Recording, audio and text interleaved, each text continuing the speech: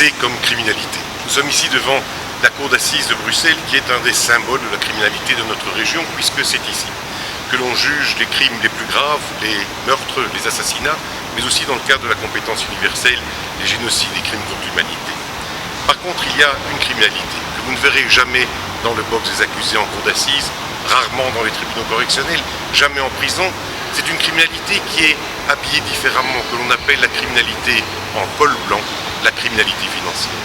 C'est probablement une des hypocrisies les plus tenaces de notre système judiciaire. Bien sûr, on légifère, mais on ne donne pas les moyens en hommes, les moyens en matériel pour lutter contre cette criminalité qui se fait de plus en plus complexe.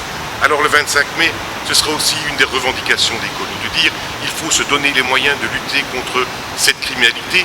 Vous savez, il n'est pas rare que des dossiers ne passent pas devant le tribunal correctionnel parce qu'après 10 ans, ils ne sont pas encore prêts, ils sont dès lors prescrits. Et si vous n'êtes pas tout à fait convaincu, lisez le dernier bouquin de Michel Claes, juge d'instruction financier ici à Bruxelles. Il vous dira deux choses. D'une part, l'urgence de lutter contre cette criminalité, mais aussi l'urgence de rétablir le dialogue entre le politique et le judiciaire, un dialogue qui malheureusement a disparu depuis des années.